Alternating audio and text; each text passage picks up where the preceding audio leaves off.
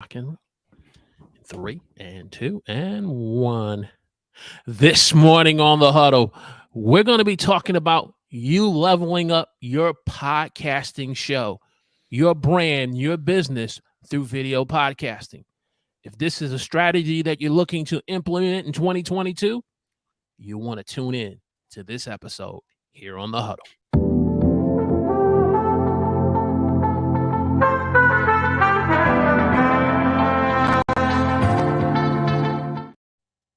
Praise the Lord, everyone. Welcome to the huddle. I'm your host, Walter Strong. If you're new here and you want to broaden your reach, your impact, and income through online video, then we want to welcome you to the show. This morning, we have two returning, not one, not two, but two returning dynamic guests this morning who are truly experts in the field of podcasting.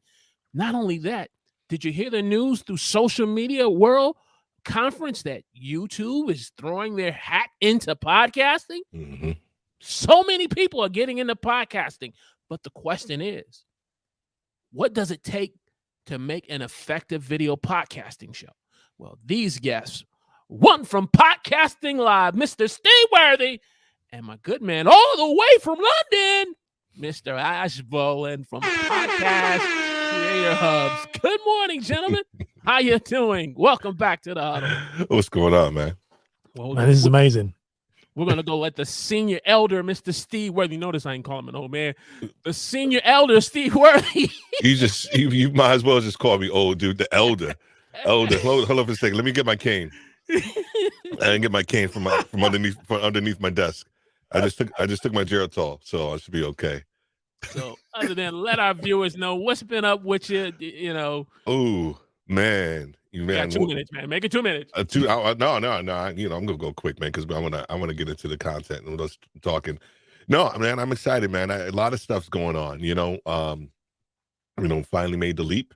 I think both of you guys were talking about it. So this is kind of my first day of freedom, if you will, and I'm excited, man, for what the future holds. And we got a lot of big things on the horizon for Podcasters Live, and now I'm gonna actually be able to have some time to implement it and grow that, plus the other business where they retail you. Excited to talk to you guys as always. All right, Mr. Borland, what's up, man? Welcome back for a third time. Man, I'm so excited. This is not my favorite show. Like I was saying this to you, Walter. Like, I don't know, your show snuck up on me completely by accident. And what it is, we've been friends for like over a year. Yeah. And for some reason, in the last, your Black History Month sucked me in like secretly. I don't know why. The guests you had, the people you were, and I've just binged the content. So when you messaged me like, do you want to come on? I was like, I am absolutely coming on because you're like the only show I listen to. I love it. So man, I'm so excited to be on here.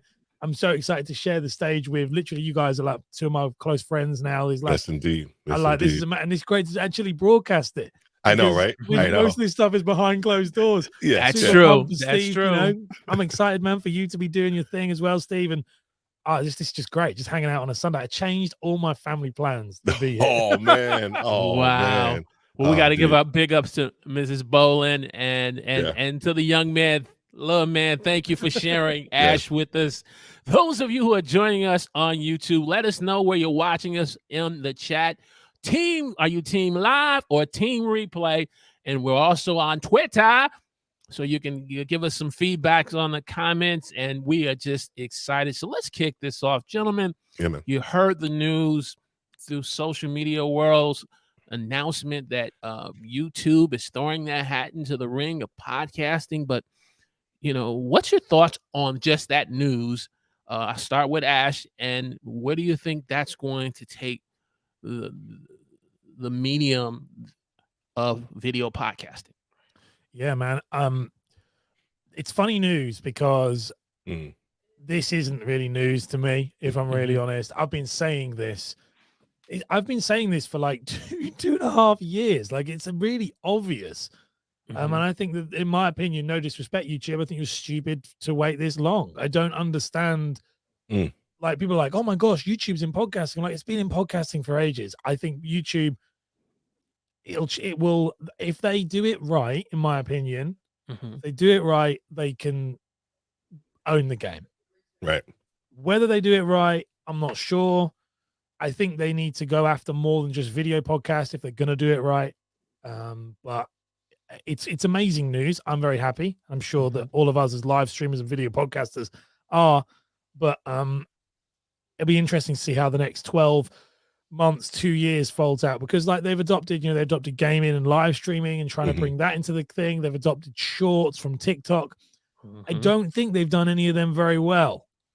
Really, not as well as like if you look at TikTok or Twitch, they've not adopted it in the same way because they've missed culture. They missed the culture on the platform. Okay. And so I think when it comes to podcasting, I really hope they get it right. Yeah. That's my take anyway. Yeah. Well, Ash uses a great word, culture, right? Because, one of the things that the podcast industry, I think, has more so than any other industry is a culture around, like, it's a craft, right?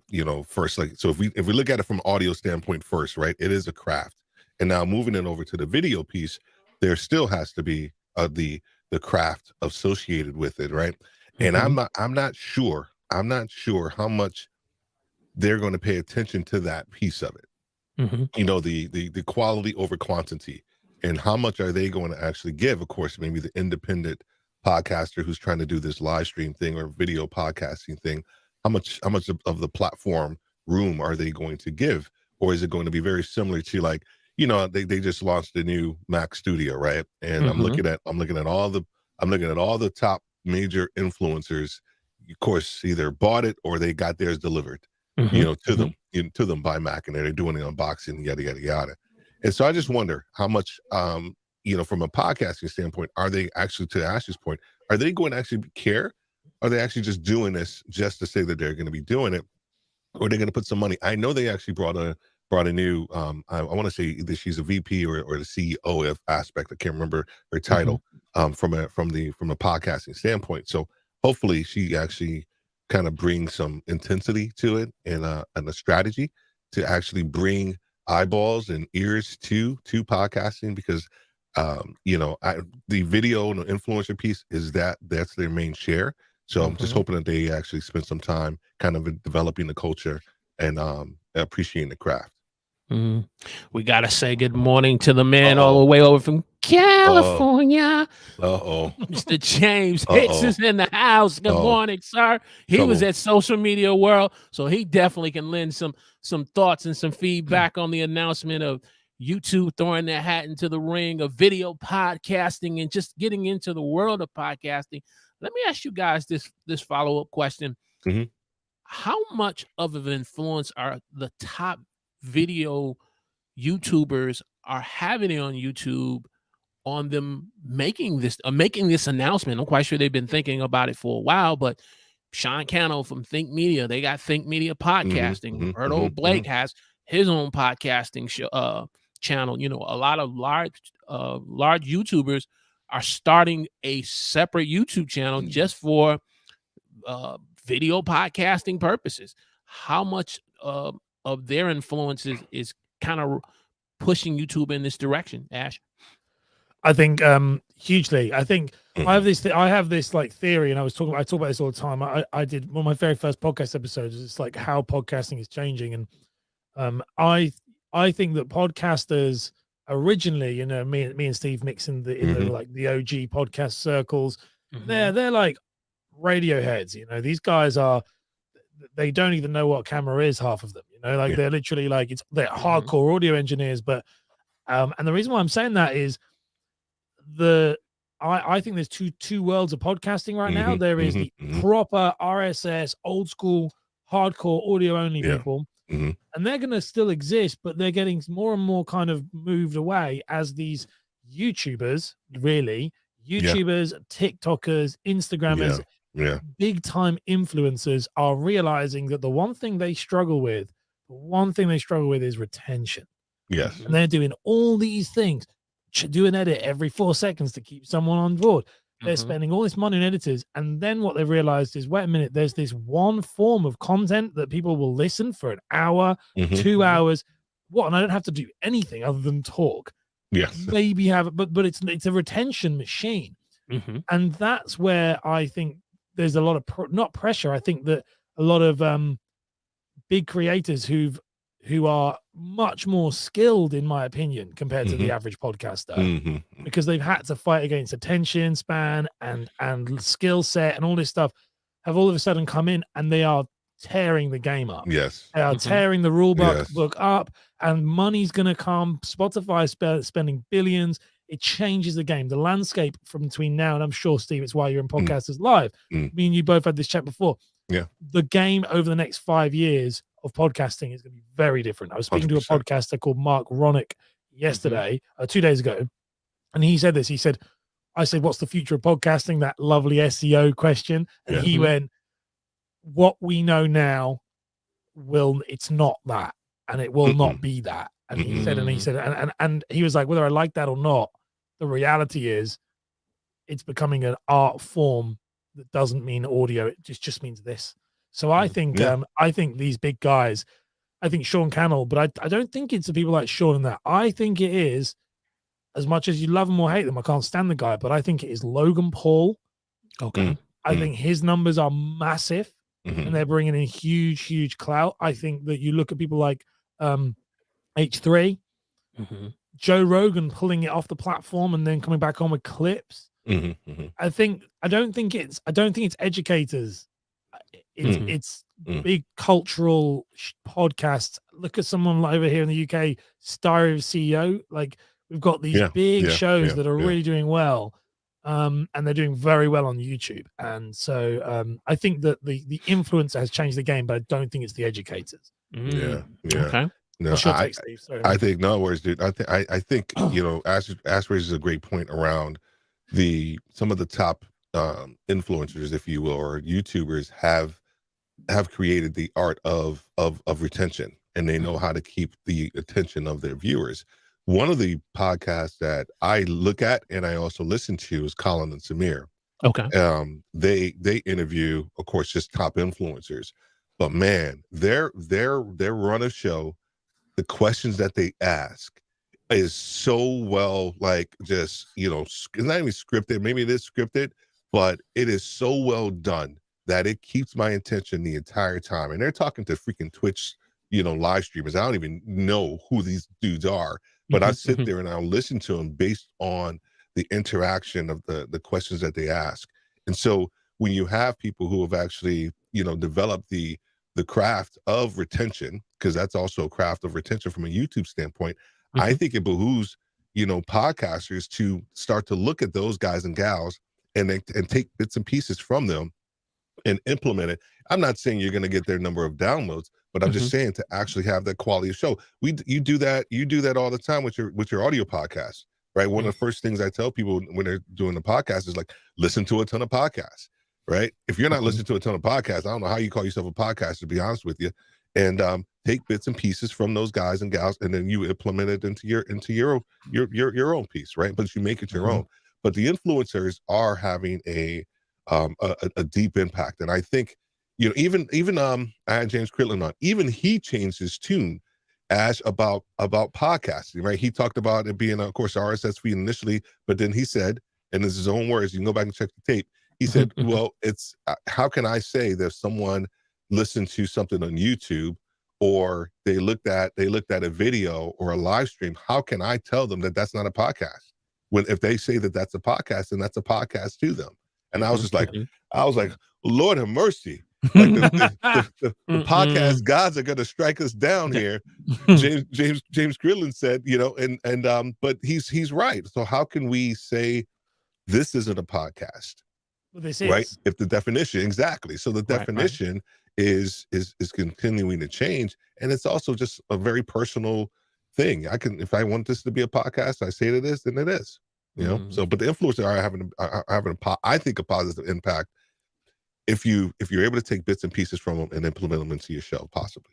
The influencers, just to dive onto that one more, because I love that, and the fact that you're saying like James Cridland, this is like such an important thing, because these guys are the original old heads, and you like they are making those moves.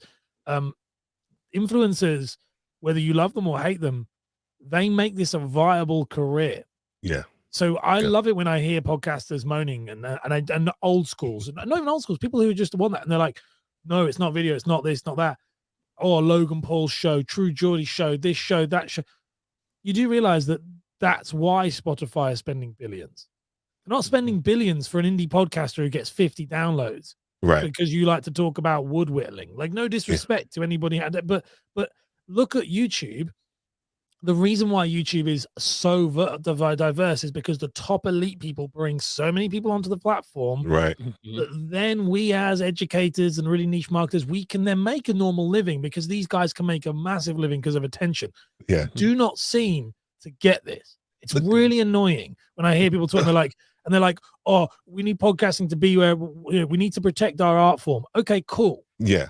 But then in the same breath, don't tell me that you struggle with discoverability and there's no money in it. Come on. Right, can't have it both ways. You can't have it both ways. You've got to either be happy working another job and do it in your basement and be happy, or open the doors and be able to, this is your full-time career, but you've got to let big advertisers in, you've got to let big investors in, and you've got to let them change the landscape. You can't have it both ways. You can't.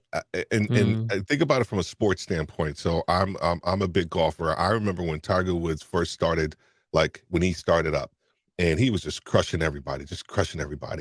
And then they had to change the length of the freaking courses because of him, right? So just think about it. They had to change the length of the courses because of what he was doing. Not just that, but the level of sponsorship dollars and the traction to golf. It is he literally changed the landscape of it. And if you talk to any of those golfers now, they would say they owe their livelihood, the amount of money that they can make now, to guys like Tiger Woods. Yes. Because he elevated golf to this certain level. And now these other guys, they may not have the wins that Tiger Woods have, or the followers, if you want to, keep the analogy going, but they're still able to make a massively great living based off of the efforts that he's already created. Yeah. So I just think we have to kind of think about it in that same context of like allowing these guys to do that, but then they can kind of create the market. And now we can come in with your own niche and do whatever you need to do. And hopefully you can actually kind of, make money your own way. So yeah, we're laying the foundation for this great discussion on 5 great tips of how to be able to have. We just gave them all. We just gave them all right there. Oh no, we got some tips. We're just laying the foundation on how you can be able to have a successful video podcasting. That's why I'm asking some foundational questions. So those of you who are just joining us on YouTube, we definitely want you to let us know in the chat where you're watching us from. Are you team live? Or those of you who will watch the replay, team replay with a hashtag replay 2022. Here's another foundational question for you guys. And doing my homework in 24 hours for this show, I was listening to Pat Flynn, who is definitely, from what I've learned now, is Podfather. The Podfather. Okay, he's the Podfather. Literally of is podcasting. Yeah. And he was saying back in 2015, before iTunes became Apple, they had a category called video, where they were doing video podcasting. He ranked #1 for a period of time, but because no one was downloading in that category, correct, they got rid of it. So now with the move of YouTube and other companies and industries that are thinking about podcasting, but also video podcasting, do you see the major players like Apple now returning into video podcasting? Because they already have Apple TV. What do you think, Ash? I don't think they will. I don't really know. I mean, I'd love to hear Steve. I don't think they need to. I don't think they have. No, I think Spotify has made a big mistake by doing video as well. So I don't think Apple will either. I don't know. I'd love to hear your take on this, Steve, but I don't see why they. I think YouTube needs to do video and with an audio only element, but I can't see why Apple would need to. The infrastructure, I don't know. I just don't see why it doesn't make a smart business decision to me. No. What about you, Steve? I mean, I'll leave it on to you, but you know what? Here's my thought with that. I don't think they will. And whenever I think about Apple in the podcast sphere, I just think of the fact that about 40 to 50% of people actually use the Apple app to listen to it. but that has been shrinking. Spotify has actually started gaining ground on them from an app listening standpoint. And I don't know if the video component for Apple is big enough for them to kind of pivot and do it. If they do it, it's just they're gonna just throw some money at it, of course, as they typically do. And I don't know if it's actually going to be something that they can offer because they're Apple, right? Right. But I listen to my podcast on an app called Pocket Cast. And if you already, so MKBHD, so he has, I love his podcast too. He has a great podcast, but he also does a video podcast. Duh, go figure. He has his own separate podcast channel, but on the app, you can actually look at the video on the app. So I think the trend of what's going to take place is going to be the listening experience. So if you want to watch a video somewhere, it's not just going to be on YouTube or whatever. You want to have the accessibility around you to actually look at the video, maybe possibly on different apps or something like that. I don't necessarily think Apple's going to get into the whole video piece. That's just my thoughts too. Just on James, because James has put here, YouTube is launching podcast integration, which is definitely, and he's put here, Spotify and Apple traditional music services aren't going to get it right. I think he's right. I don't think they'll get it right. I think that they are. I actually think, to echo what you're saying there, Stephen. But I think Spotify has made a mistake by trying to get into video. I think they're bringing a knife to a gunfight. They have no idea what they're doing. They've done it because they've got into video. It goes right back. It goes right back to what we said right at the beginning of this idea of audio versus and like the podcaster, old school podcasters versus the content creators. YouTubers know more about it. Content video creators know more about how to make podcasts than podcasters. It's just a weird scenario, and I just don't see how all the problems that podcasts have, discoverability, monetization, like indexation of content in playlists, chapters, title, thumbnails. Wait a minute, YouTube does it all. Transcriptions, YouTube does it all. So why, in my opinion, it is ridiculous. Like YouTube will be that if they can do it right, they can own all of it. I really do think they can over a long period of time because they own video. I really think if we look at Amazon, I don't know if we do the same with Amazon for everything. I don't know if you guys do this, but I make a decision now if I'm going to buy something. If it's not on Amazon, do I really want it? like that's how I think, and we all do. I go. It's like that's a great point. You know what I mean? Like the mic. You said a new mic. I was waiting for it to come back in stock on Amazon. Could have bought it anywhere else. But I was like, but I want to buy it through Amazon. I know I'll get it on Prime. I know if there's a problem, I can return it. I know that I can speak. Like, we are creatures of habit. Yes. And in my opinion, when it comes to podcasting or content consumption, YouTube has that tied up. And they have it with live streaming. They have it with all of it. If they can just make it work, I just think they need to sort out their entire channel situation, and then they'll win. I think that we need to be able to sort through our channels better. But I can't see the others even trying. They've got too much to figure out. There's way too much back end stuff to figure out if they tried to get into the video space. If I was people like Spotify, I would be going after the audio experience. And just Here's an interesting. We want to say good morning to Mr. Real Chicago. He says Spotify is spreading themselves too thin. One thing is do one thing. So he feels they need to do one thing well. I mean, what's your thoughts on, Steve?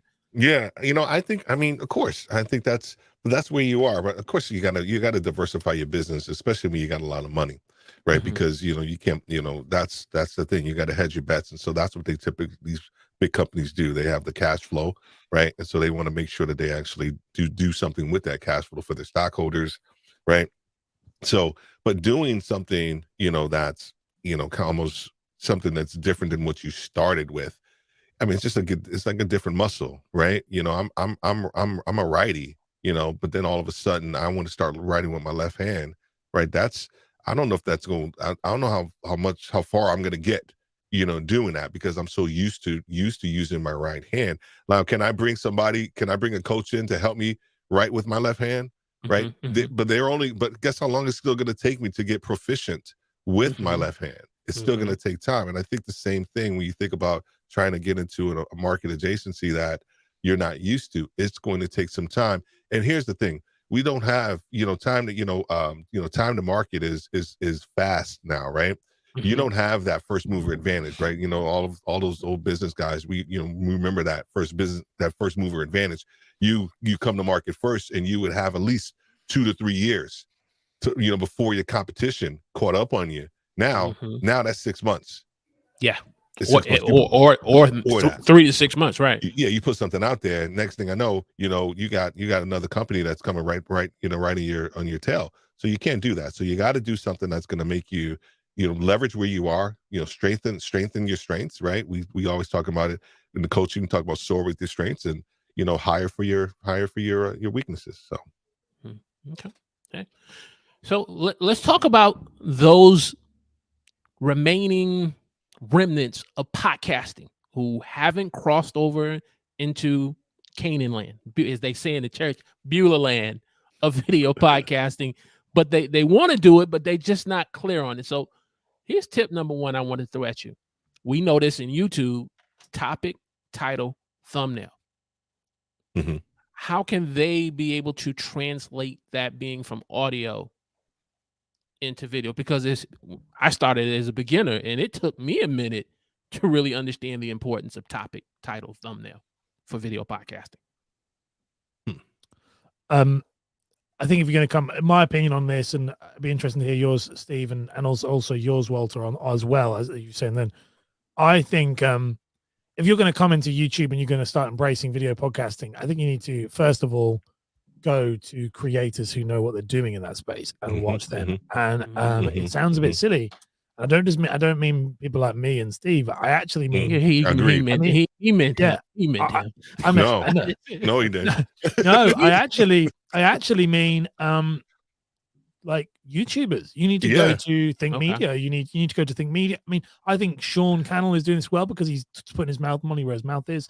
You need to look at people like Nick Nimmin. You need to look at people who are executing on this stuff very, very well. I think you look at any of the vidIQ channels and these people who are doing it properly. You need to educate yourself on that platform.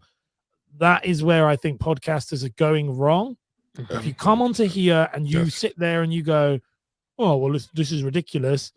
Why is it not working for me? Well, you're in someone else's schoolyard. You've got to learn the rules of the road. You've got to learn the rules of the playground. You've got to know how it works. And you're not going to get that from potentially, for example, you might get a little bit like watching me and Steve, but reality is you're going to need to go like, where are we learning it? We're learning it from the horse's mouth. You're going to learn from the YouTubers. Then you I would say, then you go down the route of learning how to video podcast. But first you need to know how to use YouTube. You need to know how to do basic practices on that platform.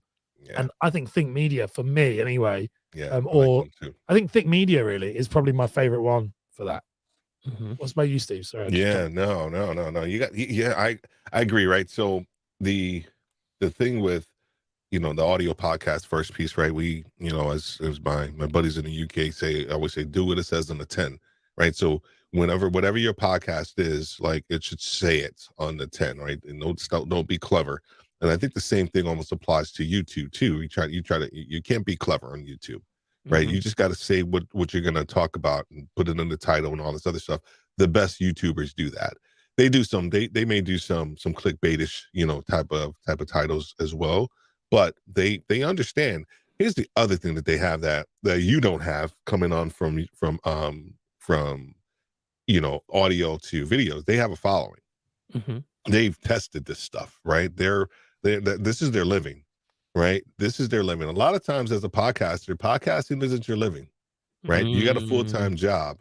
You're doing something else, right? And so you're coming over to Ash's standpoint. Now you're coming over to their space and trying to, understand why the stuff that you're doing on a part-time level isn't equating to somebody that's been doing it for 5, 6, 7 years, maybe 10 years. It's just not going to work. Your stuff has to, you have to find out and figure out what it is that you're good at, what it is that your podcast is going to be good at, and how that's going to resonate and how you can change that into a video format if that's what you want to do. But there are some, think media. I don't know. I keep always talking about Colin and Samir. I just love how they actually interview people. Yeah. I love their style. It's very conversational, but they pull out certain things with people. And so when you start to think about what you're trying to do when you translate from audio to video, right? Your energy gets sapped. So as great, as dope as you think you are in audio interviewing people, you try to have that same kind of like laissez-faire energy on video, it's not going to work. So you have to learn some of the tools of the trade so that you can be successful. The person that I really like watching from time is Michael Rosenblum. He is the guy from Smallville. Okay. Who played Lex Luthor. Oh, okay. He has a video podcast show called Inside You or Inside Myself. He's interviewed individuals like Stephen Amell.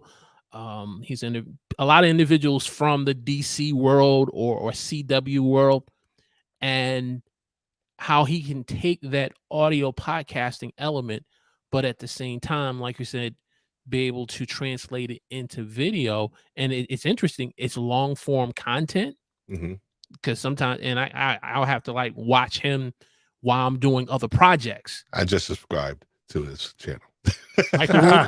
All right, so we just gave you a shout out and got you a new collaborator, Mike. I mean, it's not like he needs me. He has 165,000, so I think he's okay. Right, but no, I said I think he's a good example of someone who is in the audio podcasting world, and he's only been around, I think, since the pandemic. Yeah. A lot of them have, though. Loads of celebrities agreed started podcasts or video shows over the pandemic, and then realized that why they could do this as a living because they didn't need to do anything else. It's insane. I think that the pandemic has changed this. Before, but without the pandemic, I don't think we'd be where we are. What was the state of podcasting before pre-pandemic? Very pre-pandemic. I mean, I've been listening to podcasts for years, but most people didn't even know what they were, or they'd heard of them, but weren't really like hugely aware of it. My mum wouldn't have a clue what it was. She knew that I listened to it, but other than that, I think what happened with the podcasting space, which I didn't know if it would or wouldn't, I thought it could go the other way because people weren't commuting and stuff. But I think pre-pandemic, it was very, very small. Now post-pandemic, pretty much everybody knows what it is. Whether they listen to it is a different thing. I think also everybody has a friend who started a podcast at some point. Now, I think it also flooded during that pandemic time, you had the news with Joe Rogan. I think Joe Rogan's Spotify purchase very much changed that. There was, I don't know about you, Steve, but for me, it was very much a tectonic shift. It was like okay. And it reminded me very similar of, I'm a big video gamer, or was, I don't have time anymore. It was very similar. I was very into the streaming culture, and it was the Ninja thing. It was a similar thing when Ninja was bought by Mixer for like 100 million. It was a similar thing. It was like, okay, this is no longer just a bit of a side thing. And I feel like podcasting had that shift over Christmas, over that pandemic period. But I think now we're coming out of it on the other side, and we're seeing like all these people have got these high hopes, but now we're a year and a half, 2 years in, and it's like, okay, there's a lot of problems. There's a lot of infrastructure issues. There's monetization issues. And there's more people now listening, but there's still not that many.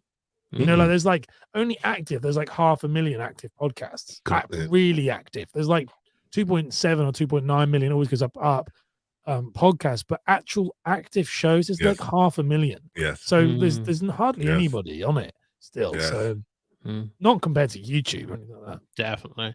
Hey, we got to say good morning to Mr. Todd the Chatter. Todd's a legend. What's going on, Todd? Well, I got legends like you coming on. It only attract more legends like yourselves. Good morning, Todd, for being a part of the Huddle community. Where am I at? Tip number Two. Two, Yeah, I know, right? Yeah, right. I know, right? Two. That's it. So we definitely gonna make a large clip out of that one. Producing micro content. Now, I found Steve Worthy. I suck at that. So no, but I'm gonna use an example because we both learned. Thank you, Ash. I listen to me. I'm gonna say it to you right now. I already know I suck at it. I'm gonna get better. Yeah, Steve, how we met, how me and Steve met was he said to me, Ash, I suck at this, but I'm going to do this from this call. From this call, Ash, you're going to see me, but you're going to see me post so much clipped content. We've been friends for nearly a year, and I've only seen him post like one. So let me get back into the introduction of how I met him, Ash. So I'm going for my regular evening walks, and I'm going through YouTube, and I need someone to listen to, and I'm like, retail worthy leadership. I'm like, oh, leadership. And I'm like, damn, this guy's like an hour and 40. Nick be doing. You remember back in the days when Nick Nimbus used to do like 6-hour live streams? This new cat was coming on the scene doing 2 hours. I'm like, who is this guy? So I'm like, I go for a walk for an hour, so I can take one of his shows to an hour, do tomorrow, do another. But my point is, new guys that are coming on into YouTube, similar like Steve, who's getting better, and we've developed such a great relationship. Yeah. Is it going back to that first statement, watching the YouTubers on how to make micro content, Ash? So I think it's not actually a tough one. I think it's a really interesting one. Don't watch YouTubers, but actually you should be watching like a great channel. Shout on these is a channel called Mind Pump. I'm a big fan of Mind Pump. Yeah. You need to watch podcasts doing it, not YouTubers doing it, because this is I can say this from first-hand experience, because this was the issue I had. Was I was looking all the time. It's like not being represented in the media. I was literally looking, going, this is not what like I do. And I'm trying to make my podcast look like a YouTube video, but it's not a YouTube video, it's a podcast. Yeah. And so then there's a few channels who do it really well. Now, Joe, again, you can't talk about video podcasting with the help Joe Rogan keep coming up because he's like the main guy, but the clips thing. But a channel that did it very well was a channel called Mind Pump. And now Mind Pump, and what they did was, anyone go and check them out, and they grew at an alarming rate. And what they did was they would cut up their clips, and they're not very edited, and they're not very like fancy. Yeah. And they have this really different strategy as a podcast. They'd release an episode at the beginning once a week. Now it's more than that, but they would do the episode. They would plan it, someone like what Walter does, where he has his clips. And then what they would do is they would then clip these clips. They would clip them into as many clips as they could get from the show. So, and some of these episodes are 2 hours long. So they have got tons of content. They might drop, and they might have, say, 12 videos from the episode. And say if the episode comes out on a Monday, they drop it all on a Monday. They drop 13 videos on their YouTube channel on Monday. So on the day of the release, the day of the release of the show, they dropped everything. And then the reason why is that they want all these things that are searchable and browsable funneling back to the episode. They do it with everything. So this is the type of stuff when you talk about micro content. It's not nice. It's not cool. It's 1 minute to 5 minutes. So many clips, but they effectively, it's like all paths lead to Rome. They make sure that every single one of those, I believe they are using YouTube in such a clever way because they're using it outside of the upload 3 times a week. Make sure you're consistent. They consistently throw a lot of content at you. That's what they do. So that, I think when it comes to clipping content, like for me, I would also be incorporating a short strategy into that as well. So I would, but I would go through as a podcaster, I would be, if you're trying to get eyeballs on your content, I think you need to clip it to pieces and then go into shorts. And if you really want to make like your podcasting work, video podcasting, like, and this is obviously what I do in regards to like with clients, I think you need to this one episode here should easily be 30 videos. 30 videos. That's shorts, that's everything. Easily 30 videos on your YouTube channel. And that will drive so much traffic over a very long period of time. Because if you start stacking these, say 30, 20 videos, 10 videos per episode, all of a sudden we start getting that. They got like 3,000 videos on their channel. And you just have to go on there and look at their analytics, and they are pulling in millions of views. And they are not a big podcast, by the way, for everyone who's watching this. They are not a big channel. I put them up against Nick's, and I was like, wait a minute. Look at, I love Nick. I absolutely think Nick Nimmons' channel is amazing. And I was looking, I was like, wait a minute. This guy is pulling in like, they've gained like 50,000 subscribers in like, however many. It was like insane. So I think they're the only ones I'm seeing execute it incredibly well, and not on the Colin and Samir stage, because I love Colin and Samir, but they are like video producers. The average podcaster is going to be on StreamYard if they're really high tech, and then they're going, and if they know how to clip it on iMovie, they'll be even better. So you just need to clip and don't even worry about the rest, I think. I like that strategy because it also gives you options, like as a viewer, right? So if you drop like 13 different like short clips, right? So now entitle them, you know, differently or whatever, and pull out, you know, a good theme. Right now, if I already like your stuff, then the next thing I know, I mean, I may not look at that one, but I'll look at like one or two, you know. So now it's like, you know, I think some of them are like, I'm on their channel too, like looks like some of them like, you know, 13, 14 minutes long or whatever, you know, but that's not a bad, you know, chunk of time, especially if I like the title of what they're doing. So the strategy, I think the strategy is sound. You can also, like Todd Christmas Clatters put in, he was there about having an internal debate on releasing all at once. Well, what you can do, and this is something that I think they must, and I know they do, because I do, you release them all at once, bearing in mind those clips are not for your audience, they are for new people. That's the thing people get wrong. So when you upload them, go in and switch. I don't know if you guys know this or not on YouTube, but there is a switch on YouTube in the More tab that says, do not alert my subscribers and do not put in my subscription feed. So if you put that and you click that button, none of your subscribers get alerted to these videos, and none of them go into your subscription feed. Well, that's really good, because now these are out there doing their thing on browse, but then your full episodes get alerted to your subscribers. Right.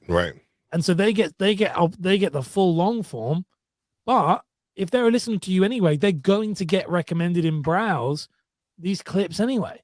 So I think you shouldn't bombard your subscribers. If you're going to go that approach, you need to tick that button, which is really important. Click that little button off so that you're not getting 30 uploads a hit, but you are getting, oh, they uploaded once this week. Yeah. But actually, you go on, you're like, wow, they've uploaded like 50 videos. Have they done that? And it's like, well, because it's a smart move. I think it's a really smart podcast strategy. It's different to YouTube. So we are not, it's not the same as do one video a week and make sure it's searchable.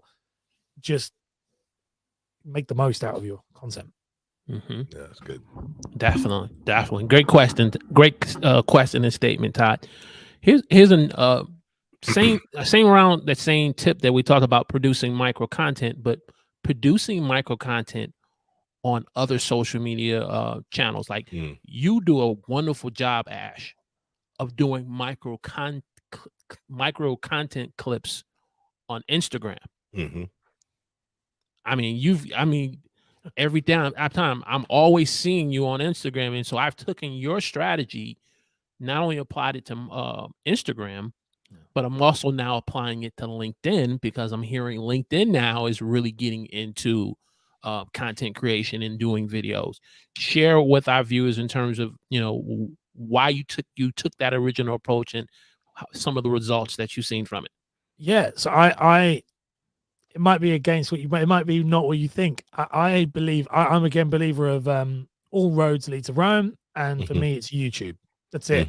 And so what I do, the reason why you see these videos on my Instagram or on TikTok or on LinkedIn is they're all about a creative process. So I film my shorts, my short video and clips in that platform, and then I move them through. But the idea is they all move back to YouTube. So I only make content that I can put back on my YouTube channel. But once I've got it, I will put it anywhere it's relevant. And so, for example, and I think people need to, so, and that's what, just a word that for the listeners and people viewing, is that it's taking one thing and saying, this is going to be my thing. So for me, it was YouTube is going to be the platform. And then going, okay, so successfully, I really need, so we talk about clips. I need a long form. I need a live stream. I need a normal on video on demand with search. I need shorts. I don't need them, but realistically, if you have all of them, you're going to cover all your bases. At that point, then I just went, okay, well, if I'm making a long form video, if I'm live streaming, why can I not multi-stream to 3 other platforms? If I am creating a short, well, why don't I shoot that short in TikTok, download that short from TikTok, upload that then to Reels and also Shorts? Makes complete sense. And then it just naturally kind of flowed through. I don't make things specific for platforms that aren't YouTube related, but I do think that you should just take these things and put them everywhere. So if you are making a clip, like you're going to be doing, like I'm going to make Walter do with all of these things.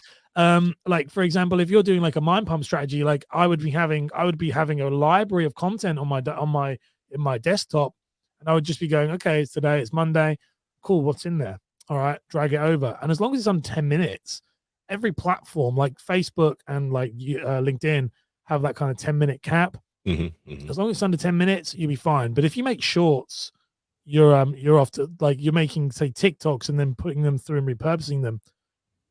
You can put them anywhere. So that's what I would be doing. I think you should be making it. And the simplest way, by the way, to make shorts, because we're a video show, is how I would do it is, say I'm interviewing you two. As soon as I'm interviewing you two, while I'm going through and we're making cool notes. Say Walter's got 5 tips. So Walter could nail this down. It's like, I've got 5 tips and we've just given him the answers. Yeah. So then what I would do is I would get off, and as soon as I get off, I pick up my phone, I go on Shorts, on TikTok, and I would go, tip number 1, and I'd just say, here's the first tip, and I'd do it in 50. I have a little 15-second timer, and I'd record tip 1, save it, post it, tip 2, save it, post it, tip 3, and I'd post all of them straight away, just as soon as it's fresh in my mind. I do it when I record an episode, I do it when I do an interview, I do it when I do, literally, shout out to James Hicks. I literally did one this morning because he sent me a cool video about a thing about media kits. And I was like, that's a great idea. He's even featured in the video. So doing it, taking things that are around you, maybe other people have said, filming it, and then I use TikTok then as a place to store my content and just distribute it everywhere. We overcomplicate it, I think. Yeah. Because Steve, you I hear a lot that podcasters say that they struggle with discoverability. And so using the strategy that Ash is suggesting, or not just suggesting, but is doing and getting results, I would think if you're now throwing your hat into video podcasting, that would definitely be a strategy that you would want to have in your tool bag. 100%. I think it's no longer do we live in a world, and I don't think we ever have, we're building and that they will come, right? And that, just because you put it out there, you think, people are just going to find you. It's not. There's too much noise. There's too much noise on all the platforms. And so how are you going to stick out? I think one of the ways you like one of the major ways that you stick out is what Ash has gotten down, to a science, is consistency, right? Is consistency, being able to, even when Ash was just starting to do his shorts, right? I've seen it, and you probably have too, Walter. You've seen the evolution of his shorts. You've seen the evolution of his videos, right? But the one thing that he has always been consistent, which I hate him for. I was like, he's being really lovely to me right now until something. Come on, straight up. As the young people say, he gave me the 100. Yeah, I wish I had the ability to hang up on him but you're the one running the stream, so I can't do it. But as my man Ric Flair would say. But it's true though. He's true, right? No, yeah, I'm gonna continue to flatter him because it's true though, right? And so I think that's the one piece that I think podcasters who want to come into this video podcasting piece, they have to build the consistency with that, right? I'm preaching to the choir here, really. You're right. You can overcomplicate it, which is probably I'm just going tell on myself, which I continue overcomplicate it. I try to make it look, I want to look that there. I want to do that. Yeah, no time for all of that. Just freaking do it, and you can continue to build over time. So, this is a preaching to me, not just all of you other people out there. So, I can eat my own dog food as well. So we're not out here just like saying we got it all together in certain areas. You know, we're not serving dog. I'm just gonna serve you some spam, bro. Spam. We're not in Hawaii, man. We're serving some spam. Hey, we're talking about 5 great tips and more on how to help you to have a successful video podcasting show. Hey, I want to say good morning to my good man, Mr. Robert Timon, who's joining us here on the Huddle, a Huddle regular community person. Hey, if you're getting great value, I need you to smash the like button, punch the like button, bite the like button, and just give us a thumbs up on the like button. What kind of show? Whatever you got to do to give us that engagement, that YouTube knows that you're enjoying this content, and sharing is caring, as a good friend Cheryl Jones says. And hey, your team live, team replay. Let us know in the chat. It's a family show, man. Section. He's talking about biting the like button. It's a family show. Hey, however I can get that engagement, bite that like button. You guys are terrible. Where are we at? Tip number 4, using B-roll for your video podcasting versus just putting a regular static image and just me listening to your wonderful voice. Ash, what's your thoughts on that? So when you're saying B-roll, are you saying B-roll as in B-roll footage clips? And yeah, okay, instead of you just being like this or being a static image? What do you mean? Let's just say you don't even want to get on camera. All right, cool. Because there's like 3 levels. So I would say like the first level is like the you the expert. I saw a video on this. I've got a video about this. I think you should be. I don't know if you watch. He probably hasn't watched mine though. He hasn't given me the watch time. He's going to give it to someone else, isn't he? So he knows. Yes, he's being quiet. Look, I can tell. You told me? I ain't watched the video. No one watches my stuff. I watch stuff. Everyone does. I just don't like it. I unlike it, but you know. All right. Do you know what? Well, to get rid of it. No, I'm joking. So get James Hicks on. He knows I love him. All right. He knows I love him. Go ahead. So okay, so there's 3 types of video podcasting. There is like the static image, which is just like what you see, which is those radio, just the maybe like a cover, and then there's just audio playing, and it's just a picture. To be complete, they're not awful. They're better than nothing. I would highly recommend not doing it though, because people, depends on the show. Like I'm a big Star Wars fan. I listen to Rebel Force Radio, and they do that as part of their thing, and loads of people listen, and I listen.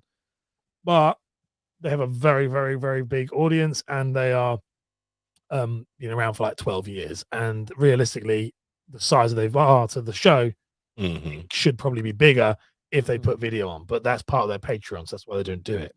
Okay. But the next step up would be like what we're doing here, which is video, and it's having a guest on and having the clips. This is brilliant. I think this is really, really good. You should have this because you're seeing each other. There's interaction stuff going on. Now, you're not always going to have guests and people on your show, and it's going to sound a bit bad, like me and Steve, who do have good backgrounds and good environments and good lighting. You are going to have people who are on their phone going, hello, and that's it. Like that might happen. So that's, so don't worry about that too much. But this is kind of the next level of it, and then which is good. You can clip that up and it looks great. The third level, which is what I like to do on my daily videos, on my daily podcast, the short episodes, is B-roll, which is like other things on top of me while I'm talking. So if I'm talking about podcasters, visuals of podcasters come on. If I like to also, and I think this is really good if you're looking at clips, it depends on time and skill. I don't mean skill as in being good, just whether or not you know how to do it or not. Is if I'm talking about something, and this is a podcast, if you're talking about something that could also be demonstrated, you should probably do a video demonstration of it to play over the top. And I'm a big fan, and I do that using Camtasia, and I use Camtasia, and I'll do a screen recording teaching people. But really important where video podcasters go wrong with this. I'm not, if you watch those videos, and the people don't realize this, but if you watch those videos, I'm not actually going, click on this button here and then press this thing here. I'm talking about what you should do, explaining it as if it's audio only, but then I'm taking video separately and putting it on and showing as well as explaining. So that's where people go very wrong with video podcasting and these B-rolls and stuff, is that you can start becoming a YouTube video and all of a sudden it's like, look at this comment we've got right here. And I got that, like, well, Steve said that on my show about like lives and stuff. So I think the top end would be B-roll, but again, it comes back to time. And something that a good friend of mine, Rob Balasabas, I know you're having Rob on the show, and I know you've had him on the show, Steve. And Rob's a legend, and I'm very, very, very close with Rob. And I asked Rob this, and he said about my channel and stuff and what to do. And he was like, there's that fine line between quantity and quality. And if the B-roll is the thing that is stopping you from doing it, then drop the B-roll. You know, I was trying to do fancy edited podcast episodes, and he was like, I can do 3 a week in that, or I can do 7 a week doing this way. Do 7, because in the end the 7's going to win. So the happy medium is like what we're doing here. StreamYard, I'm sure Walter's got affiliate for it. It'll be StreamYard is 100% makes your life so much easier for that. And then you just need some basic video editing software to slice it up. I probably wouldn't do anything else with it, because it's fine. I don't think you need much more than that. No, I think the B-roll thing, and there are a lot of podcasters who just upload their podcast on YouTube and have a static image up there, and I'm not a fan of that. But I know that they do it just so that they can say that they have it out there. I think the latter one that Ash talks about, I actually, we're going to be moving into doing some of those as well, because I think it adds just a different element. So I can record the video. I can record the video podcast, right? I don't have to do it live. I can record it, whether it's in StreamYard or another platform, and I can actually record it, the podcast. And then to Ash's point, you take it and you edit and you add the B-roll. So I think that's like the next iteration, I think, from a podcasting video standpoint. It's not just going to be the live stream piece that we talk about a lot as well too, but how do you actually kind of create something a little bit different? The other thing that, I think that people need to think about too, so I'm going to kind of reverse this from the video to the audio piece, is that, and I am not a fan of this, and I've actually kind of backtracked a little bit on this, is that a lot of times people will just strip the audio from the live stream and maybe cut out the engagement piece and just put it on the audio piece. Okay. Well, that's cool for putting on a piece of content. I liked it. I think the audio experience should be a little bit better than the video piece, in the context of, like, so let's just say I have Ash on, and Ash, and I asked Ash, what's podcasting? I can start out the actual audio piece kind of talking about Ash and say that, I'm really looking forward to hear what he has to say, and then cut to Ash on the audio, and now Ash is answering the question, and I can like edit that out and just be like, hold on for a second, did you hear what Ash just said? Did you hear what he talked about from an RSS feed? So now it's more of a narrative form, and I can go a little deeper. And here's the thing, because we're doing this right now. That's why I'm super excited about it. We're doing this right now with every one of our episodes, every one of our live stream episodes. But I'm not taking the entire live stream episode and actually making it into a podcast. I'm taking different clips that Ash said, and now I'm making it into the audio format that I think is going to be a lot richer than it would have been if I just stripped out the audio and just put it in there. So I think, so you have to look at both mediums and try to get creative, and try to offer something a little bit different so that you can stand out. And I think that's where if you marry the two and you're able to find your niche and your groove with the audio, the video piece that Ash is talking about, like with the B-roll side of it, and then do something a little bit different from the audio piece, man, dude, you'll win. Yeah, man, that is definitely some great advice, not only just for podcasters, but even for us, even those of us who are on YouTube. That is definitely a serious strategy. Hey, if you're getting great value out of this video podcasting panel discussion, I'm going to ask you to click the like button this time, not bite it. I got my teeth ready, mate. I was getting excited. Share this on your favorite live stream or platform. And if you haven't had an opportunity to subscribe to this channel where we help you broaden your reach, your impact, and income through online video, we would encourage you to subscribe to this channel. Let me share this bonus tip with you guys. We've talked about, title, topic, thumbnail. We talked about micro content. We've talked about, using B-roll clip and all the other tips we talked about.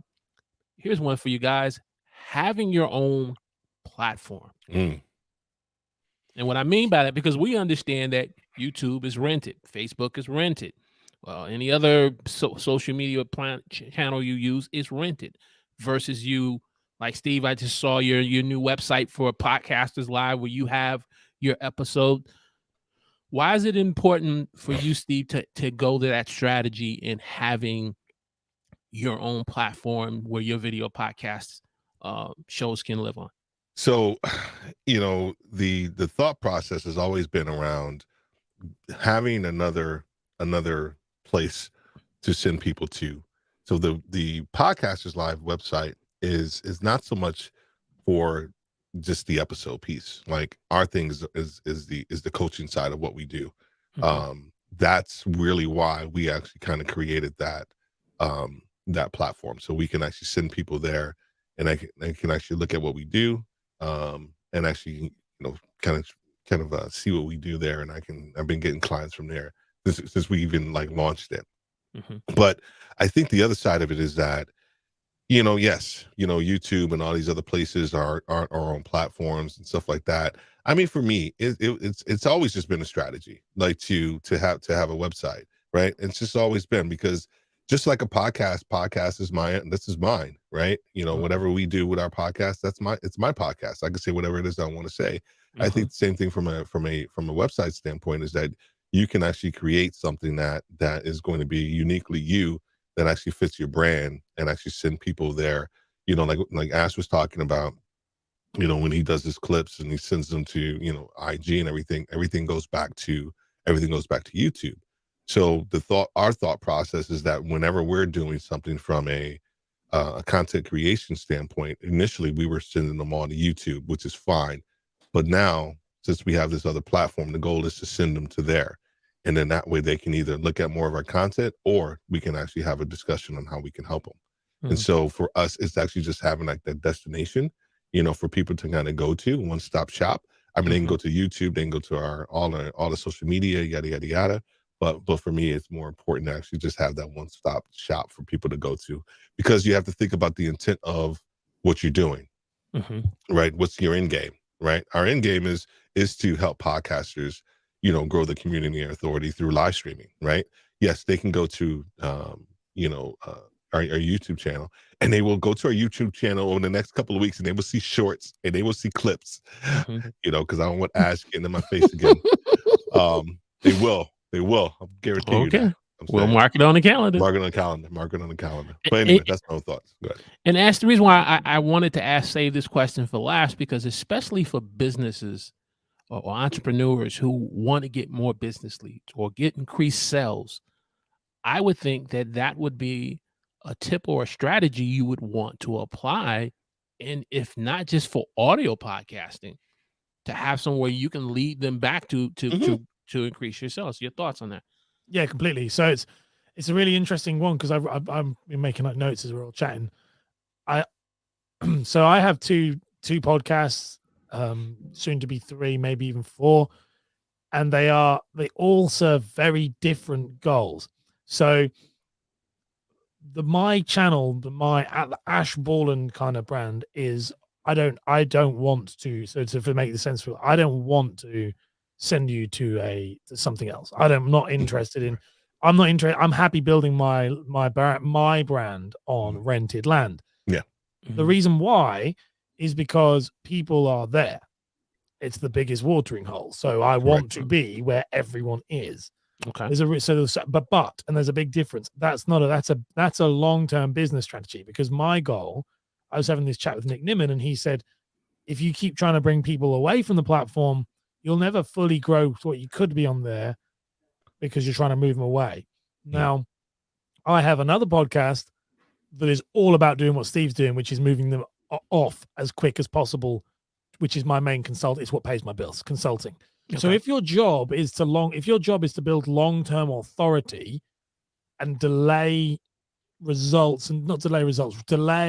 kind of cashing in and delaying what your gratification, then I don't think you should build it on a website or an online course or all this type of stuff too early. Because that is a really hard one. But if you're trying to be a business and you're looking to do, and you're trying to generate leads, and you're not interested in being like the number one in this thing, then get them off there as soon as possible. And I think, and so I work with different people for different things. I don't work with anyone who does what I'm doing on YouTube, as in I'm doing what I was told by big influencers who said, stop trying to pull them off the platform. Yeah. Because I was in a business mindset all the time. But for my own stuff and people I work with, I think I completely agree with you, Steve, is you want them in your ecosystem, not in a channel, not on a platform that is going to serve them more content like yours over and over again.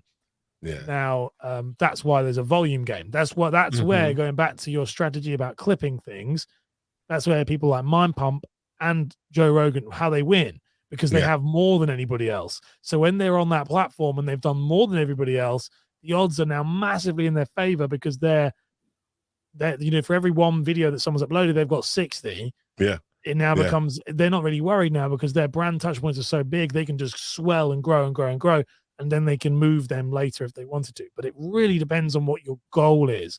I'm not interested. I'm not a big fan of blanketed advice, but I do think, like, for what Steve's doing, 100%, I would be moving it as a coaching academy and things like that. You don't want to have that on YouTube. And the in the YouTube piece for me, and is to build some measure of authority. So your first point as well taken, Ash, is you can use it to develop authority. And then that's the goal. That is partially what I want to use the YouTube thing for. But I think, the one thing, of course, that I do like is that clips piece, right? Because I think the more opportunities, to your point of getting pieces out there, proof of concept, if you will, just to kind of continue the business mindset piece, right?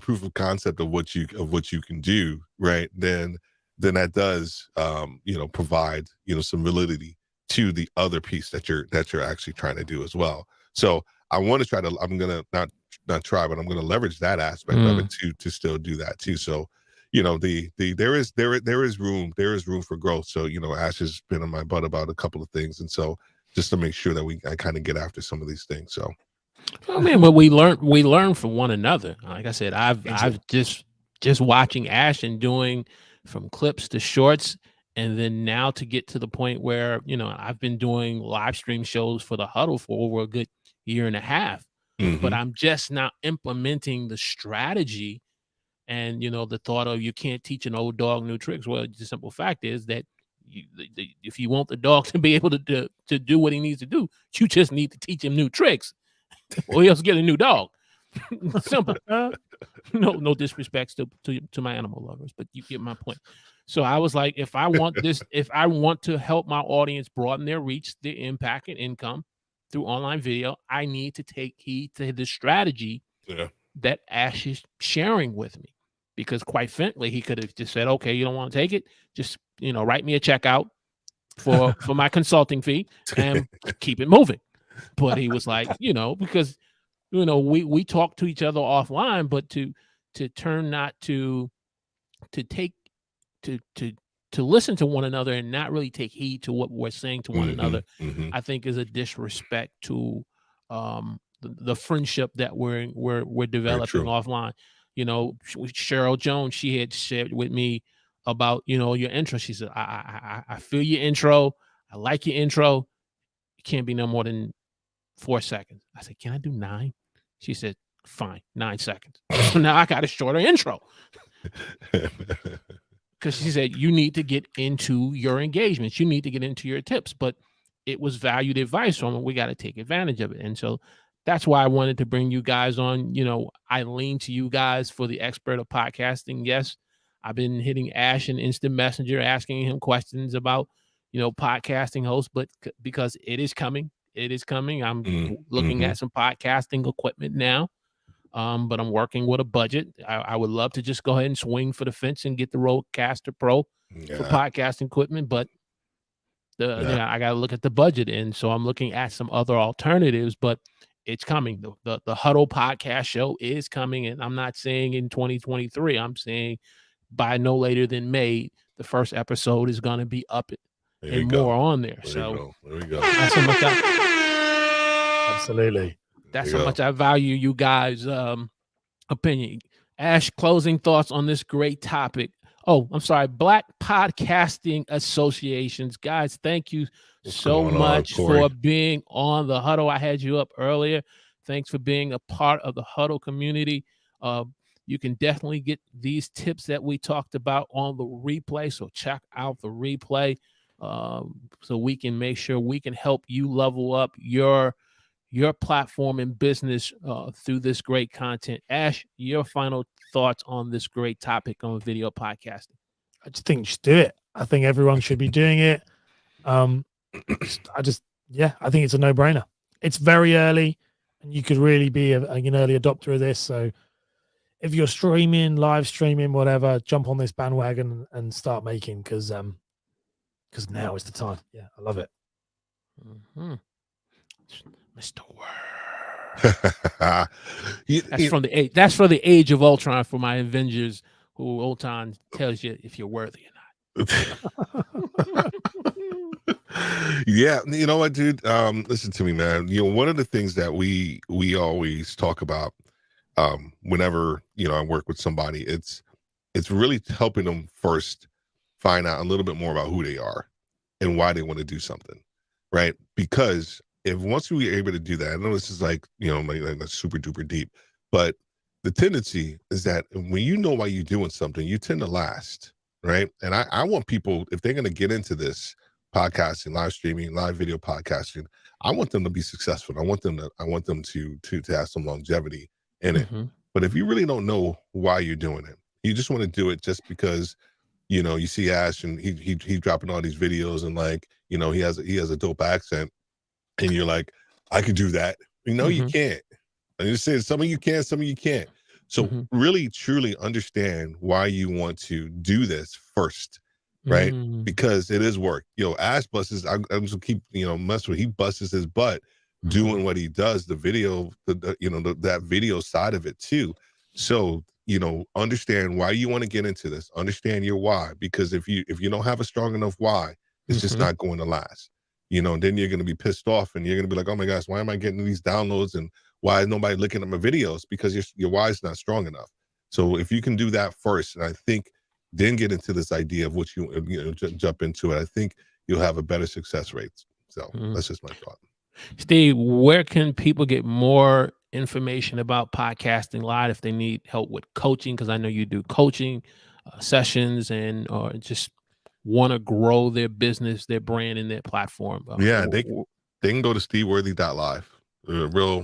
Real easy one. steveworthy.live, or they can go to podcasterslive.com. So they can go either one. It's going to lead them right there. Okay, cool. Mr. Borland, all the way from London. Pip, pip, pip, pip. You guys, it's a tea time. It's a tea time yet. It is. Cheerio. I'm gonna all of the British, tip, pip, pip, pip, mate, I'm just listening to you. Because you don't say mate, do you? It's a mate. It's a me thing. I've noticed that as I start talking to more and more people across the pond. Yeah, I'm like, yeah, mate, no worries, and they're literally like, I get it. I'm down. Listen to me. I'm okay. Yeah, man, it's been great, Walter. Thanks so much. If people want to learn more about me, guys, just check out anywhere Ash Borland on YouTube or at Ash Borland on any platform, and you'll find me. Great. Hey, guys, thank you so much for being not just returning guests, but great friends. I know I'm putting it in my calendar. I don't know, Steve, we're going to have to jump on the plane to go to see Ash. If we got Ash and his I'll be over your side. Don't you worry. I'm coming over there next year. Definitely. 100%. But I just appreciate you guys being great friends, just being great mentors, and just being a part of the show. I appreciate it. The Huddle community appreciates it. So I wanted to thank you guys for just another great episode. Question of the day for my Huddle community. Those of you, Team Live, Team Replay, have you started a podcast? And if you have, what are the pain points you're struggling with getting your video podcasting up? Put in the chat in the comments section. Steve, Ash, myself, we will definitely respond back to help you level it up in 2022. So again, another great show. If you haven't yet, punch the like button, click the like button, and if you so choose, karate kick it. So that YouTube knows that you're enjoying this content and engagement, and share this on your favorite social media channel. And if you haven't had an opportunity, subscribe to the channel. We will see you next week as we chat it up with our guests in the green room here on The Huddle.